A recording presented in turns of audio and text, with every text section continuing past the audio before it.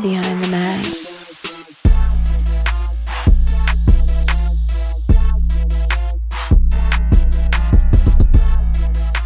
What up, my boy? What's good, family? Another day in paradise. You know what it is. Season 6 is in the building, dog, and we back. And we got a special guest today, too. Absolutely. Join us in, season 1? He did join us in season 1, but he came back to check up on us, let us know how he's doing, but we got to go ahead and ask him a few questions, though. Let's do it. Widely recognized as one of the greatest cornerbacks of all time. Mm-hmm. I vaguely remember the 2005-2006 season, but we're going to get more into that. Played 15 years in the league with the Washington Redskins, now Commanders, and also the Denver Broncos. Yeah. Let me go ahead and give you a few more nuggets. 12-time Pro Bowler. 12-time. Also, which is the most ever for any defensive back. Also a 7-time first-team All-Pro, inducted into the College Football Hall of Fame, inducted into the Pro Football Hall of Fame in 2019, cementing his legacy forever. Ladies and gentlemen, let's welcome back to the BTM Lounge, Champ Bailey. The champ is here. Thanks for the nice intro. Yes, sir. What's happening, my boy? Hey, man, just living, man. How you doing? I'm good, bro. I'm good. You know, we started the season up. You're the first guest on season 6. So how fitting is this? And we appreciate you taking time out of your day, bro. Man, I appreciate y'all having 6 seasons. Right. The fact that y'all stayed consistent and put out great content, man, I applaud that. Bro, it's been hard, bro. It's been hard, but we've been making it work, man. But I want to go back I was just like reading through the bio, bro. Like sometimes when you get caught up into everyday activities, I went back and just did the research. I'm like, all right, I know, Champ, and I know what you've done. But you had over 50 career interceptions, dog. Like 50 career picks. Like, bro, what's the cheat code to that? like, what was the one thing that you can say that probably contributed to you having the success of being able to get those picks? If it's one thing. Honestly, I love playing football. Let me make that clear. Football was the one thing I knew I was really good at. I really loved doing it. I felt like my ceiling was high, whether I wanted to play offense, defense, special team. It didn't matter. I loved what I did. And, you know, what keeps me humble is my idols, they had better careers than me. Deion Sanders, more picks. Ty Law, more picks. Darryl Green, more picks. Like, that keeps me humble because I know as good as I played, I mean, there's guys that did better. And, you know, that and I welcome that. And those are some of the closest people to me because, you know, the way they played is how I wanted to play, how I wanted to be revered. So, I mean, I ultimately lived out my dream. And, you know, and looking back and reflecting on my career, I can say I put it all out there. And that's all I want people to remember me by. Yeah. We remember, man, and you know, obviously going against you in the league, but that stretch Takeo talked about, that 05-06 season, 10 interceptions, arguably one of the best career seasons ever for a cornerback. And the year before you had 8 interceptions. Yeah. That's unheard of. So what went into that stretch that you were just balling out, lights out? Was there anything different about that stretch of your career? You know, yeah. There's one thing that people really don't understand and why I started playing the way I played. Because if you're going to get picks, you got to see the ball. And if you don't see the ball, you can't catch it. So what I did, I hurt my hamstring early in 05. Hurt my hamstring, I think it was 05, I believe. But at some point, no, actually it was 06. I hurt my hamstring, and I had those 8 picks, but I was just a ball hawk at that point. I was just all over the place. And when I hurt my hamstring, I changed my technique, and it came at a request from Bob Slowick, who was my D coordinator or DB coach at the time, and he was like, you know, just open up and and make sure you take care of the deep ball.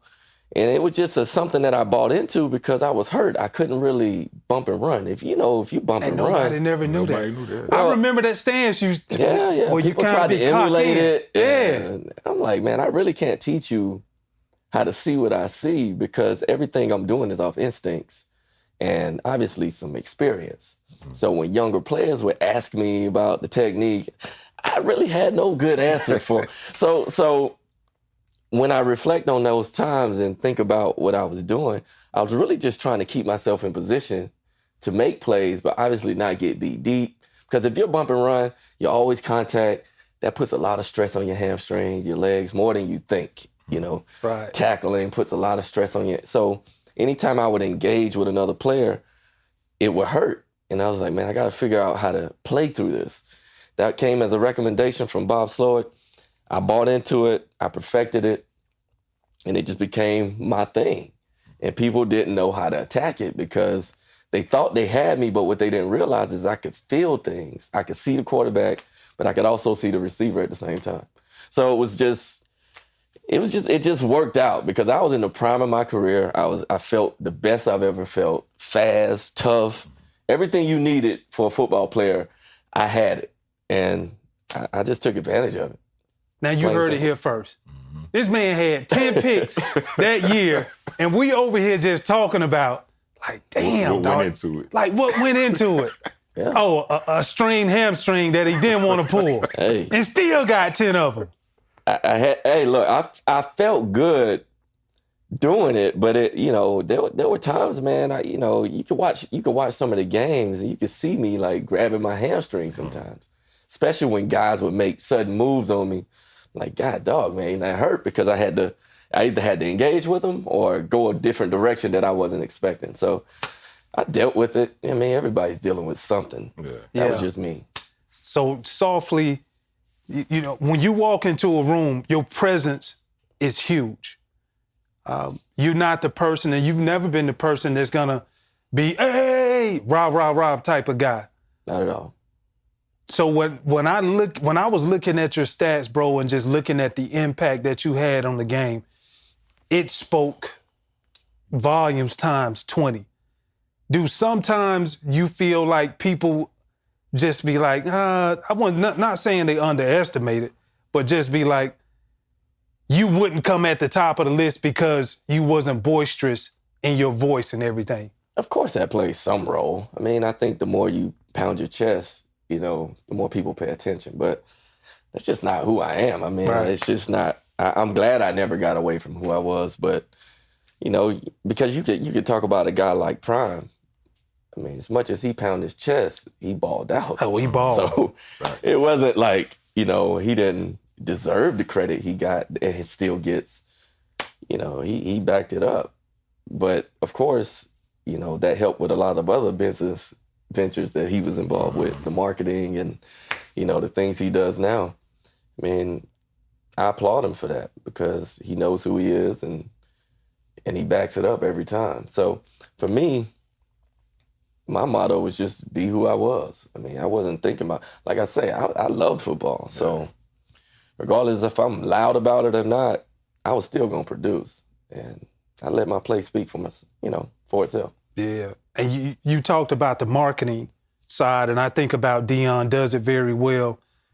You and I, we talk about Travis Hunter a lot. Yeah. With Colorado, the defensive back, wide receiver. Well, athlete, that's what he's titled as.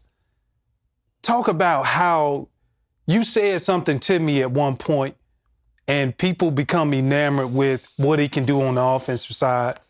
They become enamored with what he can do on the defensive side.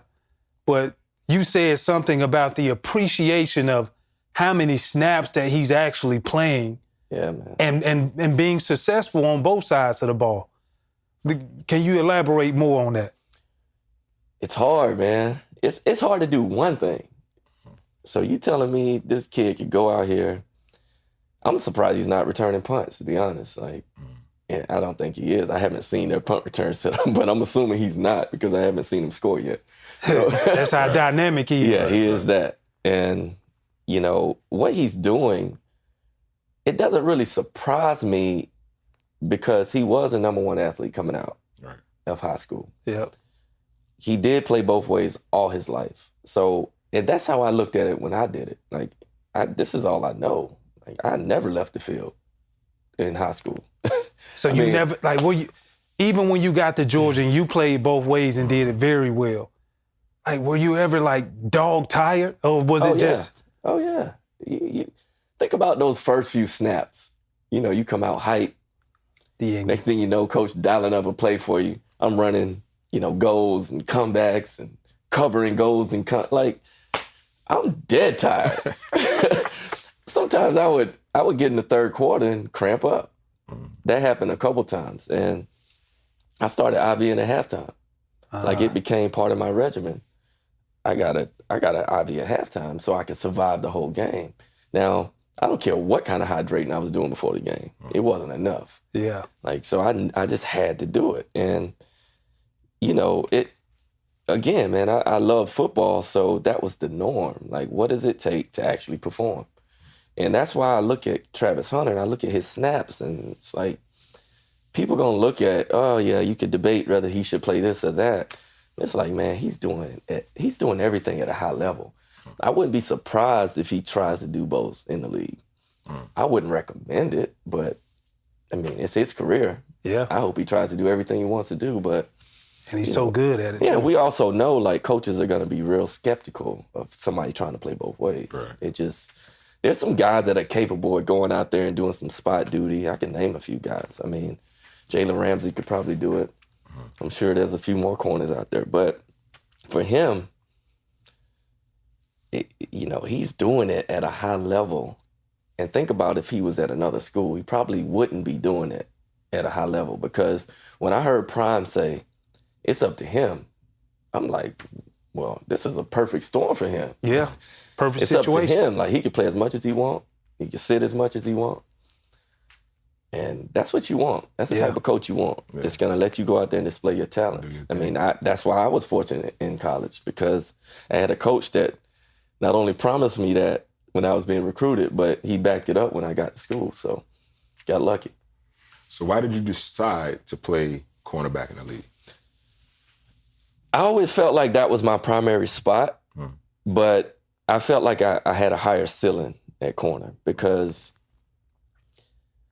it's really my body type. You know, you look at receivers. The receivers back then were starting to get bigger. You know, most of my opponents were bigger. So I was always concerned with, you know, just the wear and tear. And it's not like I didn't get to the league and lobby to play receiver, but I knew I was a corner. Like, and I just knew my skill set matched what the position demanded. You know, good tackler, I was good at that. Good cover guy, quick, can jump, explosive. It's like I got all the tools, so I mean, let me stick with what I'm good at. Yeah. Yeah. And now from sticking what you're good at to a transition to something else that you're pretty good at. We talked about it before the game. Studio analyst at TNT Sports. Oh. So bringing all of that passion and the love for the game, covering college football. What's it like working with this joker? And then obviously Victor Cruz and Adam Lefkoe. Honestly, he's the leader, like, because he got all the experience. Oh, here we go. No, look, you got. Let me go back. So he knows I look up to him in a certain way, right? Because I mean, even from the moment I was taking my visits, I go to Auburn. I mean, I'm hanging out with him and Chris Edwards, right? Yep. And Carson Bailey, like that. I'm rolling with them. So from that moment, he's on my radar. But he was on my radar before because I'm paying attention to the top high school athletes. He was everything in Georgia, so, and around the country. So he's already on my radar. I get to meet him, hang out with him, cool dude. You know, small town kid like myself. But fast forward, I get to Georgia. You know, I'm still paying attention to him. There's Robert Edwards, you know, another Sandersville kid. Look up to him. I mean, the way he's dominating, highly recruited, great pro career, first round pick. I mean, dude was phenomenal. So they were always the model of what I wanted to be, you know, how I wanted to be revered in my hometown. So, but as an analyst, you know, I look at his experience and I'm like, I can't ignore. Like, he's been consistent. I mean, the same thing with this podcast. Like, everything he's done, he's been consistent with it. So I'm always looking at what he's doing. And, you know, for me, I don't feel like I'm good at it. I just feel like I know football. And now I just need to communicate it the right way. So, I mean, because it doesn't feel like a job. It feels like me, him, Victor Cruz, and Adam Lefkoe sitting talking about football. And Lefkoe is like an information. He's information overload. He has so much knowledge. Straight information dump, isn't he? I mean, and he wait for you to bring something up so he can go into it. So I admire him and Victor Cruz, you know, because you got to think Victor Cruz was not highly recruited. Yeah. Went to UMass, free agent, you know, wide receiver, comes in the league, overcomes all that adversity and, you know, the doubt of his career and where it could go, and turns out to be a great pro player. So I admire what he's done. So I'm just sitting in the room, just nipping at them about just everything, just asking questions, just because I want to know how they think and how they see things, and, you know, and that's just who I am, because every time we hang out, like, I'm sitting here talking to somebody who knows more than me. And I'm humble enough to sit here and just shut up and listen. You know, him calling out run plays as we watching games, and, you know, nobody else I hang around does that, you know, other than my brother. Maybe he's pretty good at that too. But that's how I look at that job. It's more of we're sitting around talking about ball, which is what I do anyway. Now it's just communicating it to the public in the most appropriate way and making sure, you know, people stay engaged, you know, and appreciate the knowledge that I'm spitting. So that's how I look at it. And, you know, it doesn't feel like a job at all. It really doesn't. And the cool part about it, well, two cool things about it. One, I never knew you looked at it that way. I appreciate that, dog. You want a tissue, bro? No, just give me a tissue. Give me a tissue. No, I mean... No, but I think the cool thing is, you know, when we go around the circle, we wait to get the stamp of approval from Champ. How you see it, Champ? Look, as a DB, man, you got to go. You know what I mean? Yeah. So he put his spin on it, so it's just like, you know what I'm saying? So we be excited about that internally. So y'all make sure you check us out, TNT Sports, on Saturdays. That's my shameless plug. And we gonna make sure we get social. Plug it, man. We gonna get some social out there, too. It's a good show. We're covering the Mountain West, but we talk about all of college football. Yeah. Yeah, man. And the thing that I do appreciate, we both come from small towns. Mm-hmm. You're from Folkestone, me from Sandersville, and we both give back. And that's one of the things that I really appreciate about what you do, your DNA, what your makeup is. I've seen you do stuff for pediatric kids, cancer units, all the way from social justice back in your hometown. Why is that so dear to your heart? Man, you know, I grew up in a small town, as you say, and when you grow up in South Georgia, like, when you're in it, you don't see a lot of things, right? Because it's the everyday living. Everyday living. And I never understood that till I left, and I was gone many years. And, you know, when you leave a small town like that, everybody expects you to come give back. And, you know, our method of giving back usually consists of, let's go home and do a football camp, and we do a 3-on-3 tournament, or, you know, you give money to this person or that person, this school, this program. But what I realized over time is I'm really just putting Band-Aids on issues that, you know, really shouldn't exist.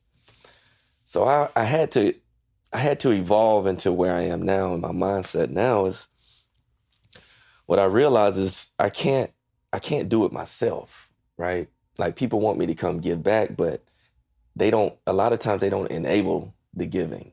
And what I mean is, they're not doing the work every day that they want me to do.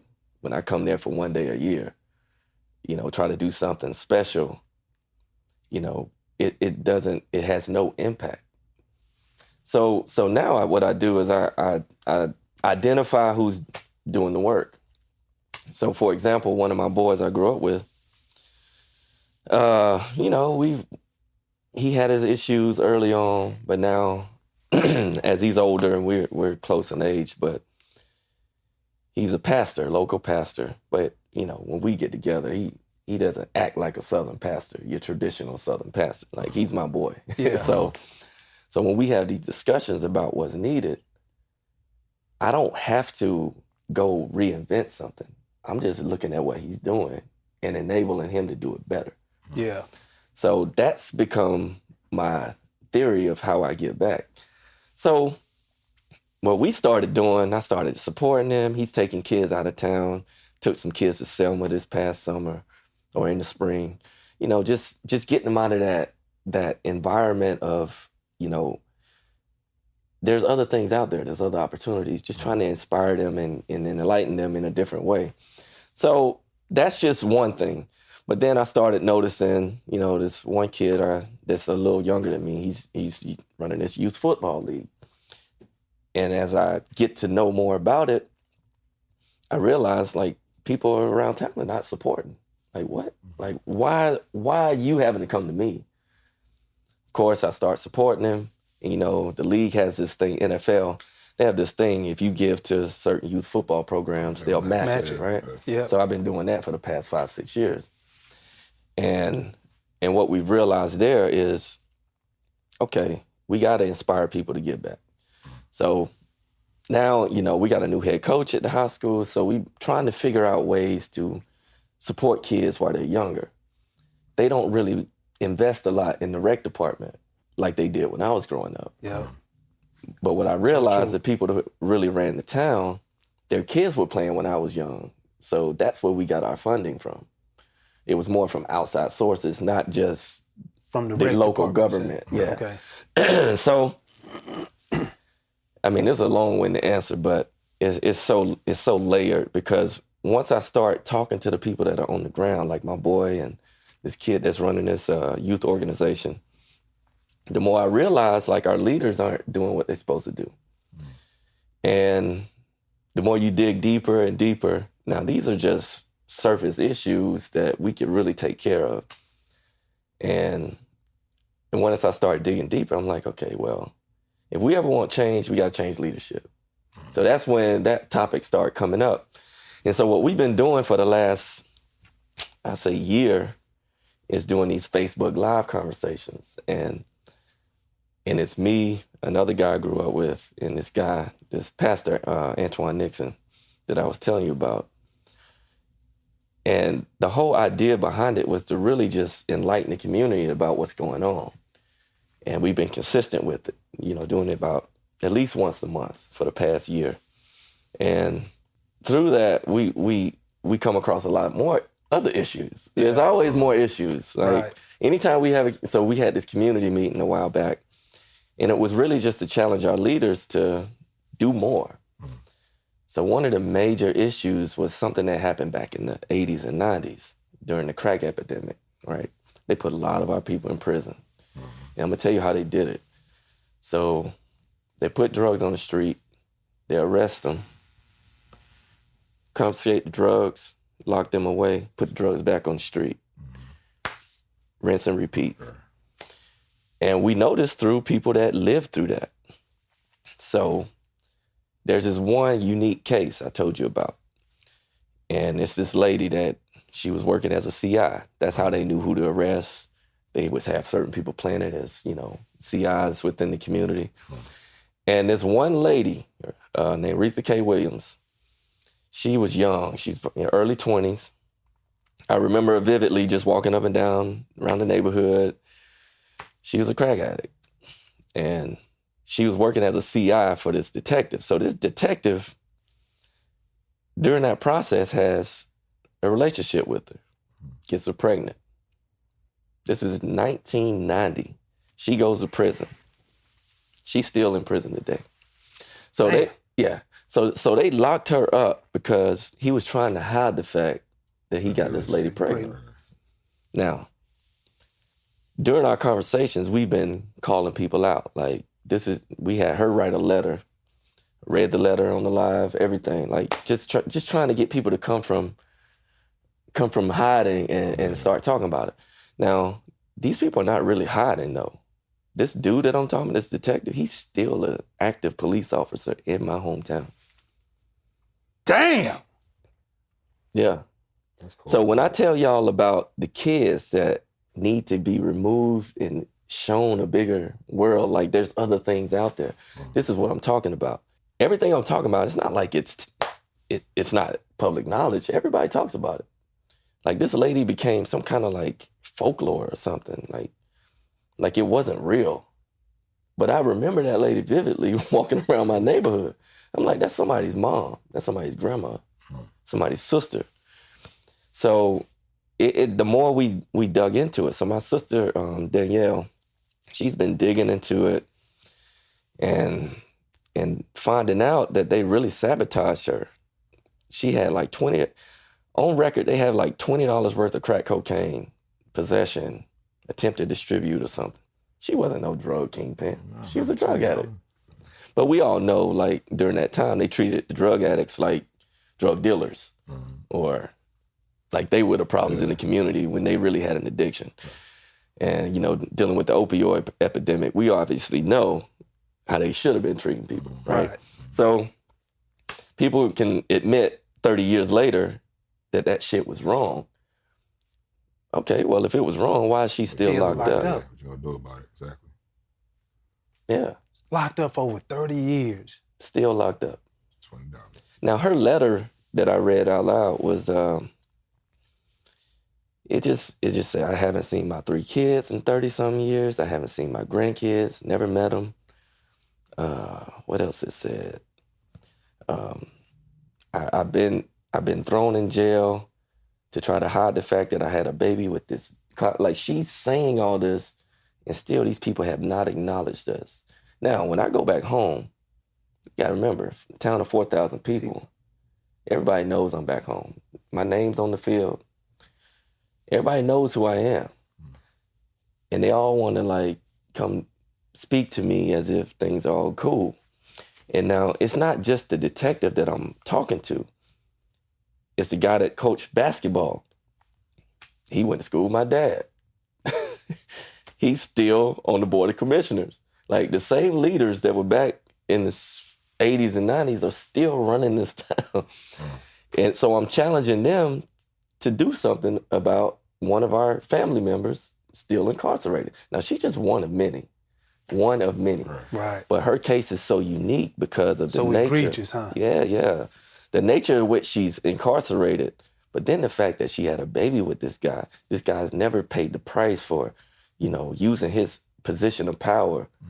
He basically raped her. I mean, when you think about it. Like, because what was she gonna do? What was she gonna do? Fight him? Yeah.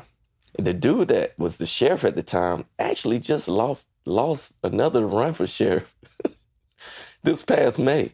That's what I'm saying, how stuck in a it's like they're stuck in a time capsule back in the 60s. I mean, that's what it feels like because nothing has changed.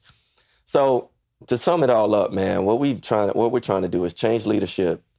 And what that means is get more representation. Now, our town has evolved to, it's more than 50% Black.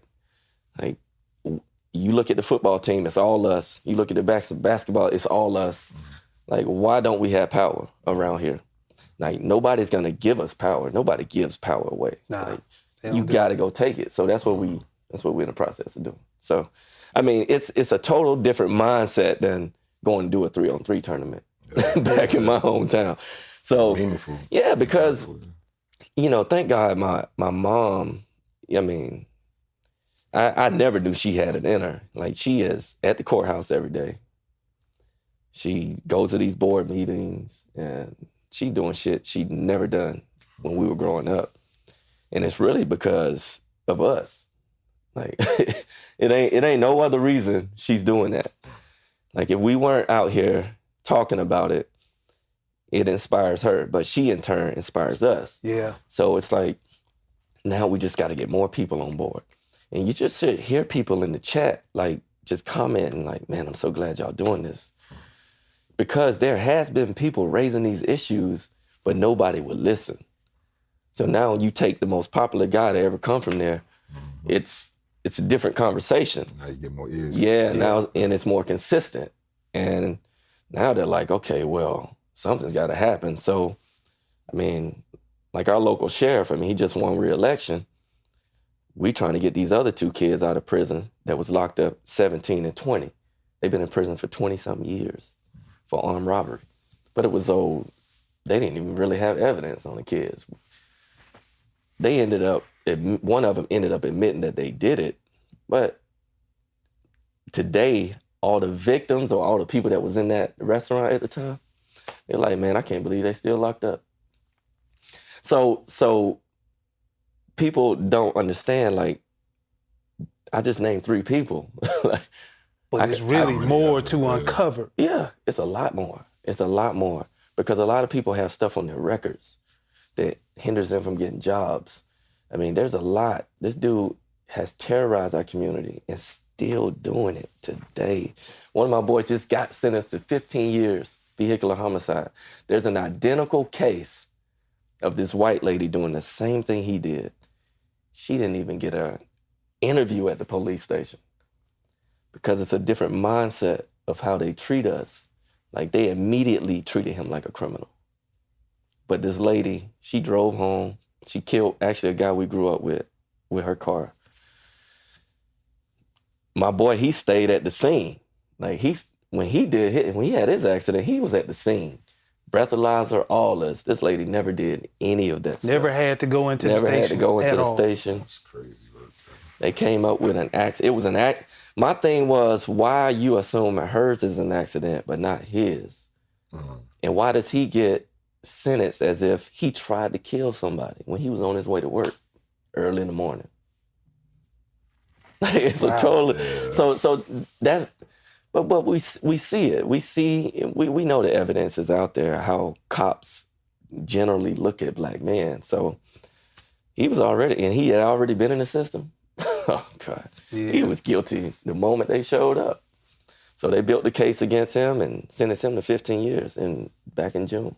Wow. So we're in the process of trying to get him out. Like, dude, it's endless stories. There's another guy that just did 34 years, just got out, never had a case on him. They put him in prison because he wouldn't snitch. They didn't even have evidence. Movies, yeah. So. And we're working on that. We're working on something to highlight these issues. And, it takes good content and good stories that, but these are real life stories. Like, there's people suffering right now and they won't move their feet when we cry about it. And that bothers me. I think that's what inspires me more than anything, that they're not doing nothing. Yeah. So. Salute to you for not only bringing it up, but using your platform. Obviously, we going to share the message, too, on our platform as well, bro. So salute to that, because it takes a lot of courage. And I understand it. I know exactly what you mean, especially coming from small southern towns. So, man, somebody said to me, Washington County is the poorest county in Georgia. I was like, I know 3 people from Washington County. Well, 3 individuals, but your families still there. I'm like, I can only imagine what they're dealing with. Then I look across the swamp, Clinch County, Lowndes County, like all these small town, Atkinson County, they all dealing with the same thing. Same issues. Yeah. It's like, who gonna take care of them? Damn, bro, like that really, like, it caught me off guard, because I know of all of those things that usually happen like that, but to have somebody from, grow up the same way that you did in the same type of community, and to be able to voice that, it's commendable. So, I definitely salute you on that, and we're going to support you the best way that we possibly can. Absolutely. Appreciate it. So, man, I caught a clip on social media. You gave your Mount Rushmore of DBs. Said it was Deion Sanders, Rod Woodson, Darryl Green, and Willie Brown. Incredible list. You definitely could have been on there. But who of today's quarterbacks has a chance to make that list? Cornerbacks? Cornerbacks in the NFL has a chance to make that list. That are playing today? Yeah. Oh, boy. Nobody. Respectfully. Yeah, I mean, there's a lot of guys I love watching, but man, that's a list, bro. There's guys that's not on that list that they won't surpass. So, I mean, that's tough. You know, I would say I could put it like this. I love Jalen Ramsey's game. I mentioned him earlier, and it's really just his athletic ability, his willingness to tackle. You could tell he's getting smarter the older he gets and wiser about how he plays his game. So, man, but, you know, there's a lot of young corners that, you know, I'm looking to see emerge into greatness. But Pat Surtain could, you know, just because he started out so hot. Yeah. He has, and he's consistent. That's what I was going to ask you about. What do you think about his game? He's consistent, man. He's a technician. And I think when a corner can really like hone in on this technique early in his career, it'll carry you so far because you won't always be as fast. You won't always be as explosive. But if you could be a technician, it'll get you out of trouble. It'll keep you in the right position to make plays. I mean, it's just hard to get kids to buy in because it's tough out there. It's tough on that island, man. And to be able to trust what you do every day, I mean, and you got to do it every day. Yeah. You can't take a day off. I'm gonna try this. No. What you're good at, just stay on it and just work it. Yeah. And a lot of guys just don't buy in early enough. Definitely some young, solid cornerbacks in the NFL today. Right. A lot of them seeing success. You mentioned a few, but UGA, y'all finally getting y'all success. And I say finally meaning in the most recent history. Yeah. Because I said the first time you were on, you guys always had a roster littered with NFL talent, never could get over the hump. But you guys are finally doing it. So what do you think that success is owed to? Let me remind you. Okay. Big game. Y'all got the big game coming up. Yeah. I think y'all going to beat Bama. But, you know, I just want to put that out there. I'll let you go ahead and answer that. All right, we won't talk too much about Bama, but yeah, I think we'll beat Bama too. I think our team's better, but I think the reason we're having a good run now is the players. It's just simply it's recruiting, getting the right guys.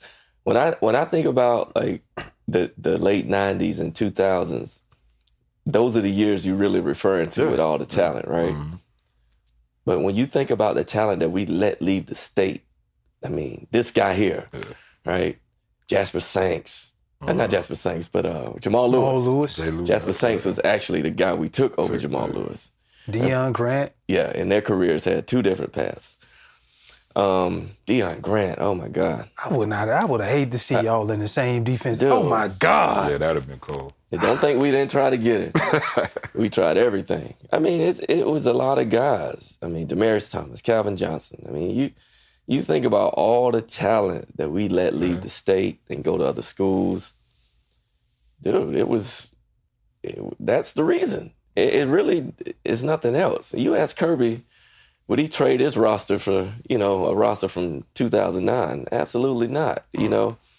And I think more than anything is, you know, the game is turning into a semi-pro league, right? Yeah. So, you know, the best marketing it's really what's gonna draw the players. Everybody's on their phones looking at who's winning. So that's really what draws all the players. And then players recruit each other. And then, you know, it's no different. It's just heightened and more magnified now. And Kirby's leaning into it. Yeah. I mean, as you see, the governor just made it possible for them to pay guys directly. I mean, he got all the support he needs in this state. This is this is one of those states where, you know, whatever UGA needs, he's going to get. Yeah. And when you got the resources, you get the players. And he obviously has a good staff around him, former head coaches, Bobo, Muschamp, and all these future head coaches. You see how many guys leaving, Lanning, and Fran Brown. Like, this dude surrounds himself with the best of the best. He's humble enough to do that. Jonas Jennings. Jonas, yeah.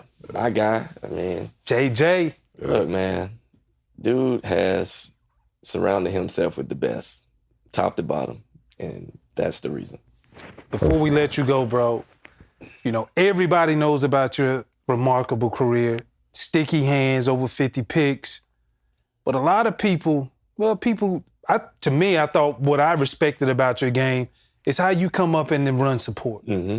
And so I think it's very fitting right now that we have this laying the lumber segment of your best hit to where one of your best hits to where you was like, you know what? This right here definitely gonna be on highlight films. Who was that person that you caught? Oh, man. And you put it to him, you laid it down. The best hits usually come when they're not looking, right? Yep. Oh, man. I remember, I can't remember the guy's name, but a tight end in Philly, I remember hitting him. He turned on a little flat route and turned up, and I was right there. Man, I hit him hard. I mean, that's probably one of those concussions that we didn't talk about back then. Yeah. But I just remember him going out of the game with a knee injury. I mean, it didn't put him out for his career. But to be honest, man, some of those hits I wish I had back. I'll never forget a Thanksgiving game. I hit Danny Ware, another Georgia guy. Georgia running back. Man, I caught him on the screen. I saw it the whole way. And I came down and I popped him. Who did Danny? And he had a concussion. I was like, dang. He was with the Giants. Mm-hmm. He was with the Giants at the time. Go Dogs. Oh, my God. Yeah. I mean, I regretted it. The moment I saw him, like, get up woozy, and I was like, oh, man. And then, at that point, I don't think I hit anybody else hard. At least I didn't try to hurt anybody from that point. Because I hated seeing guys get hurt, but I had to do my job.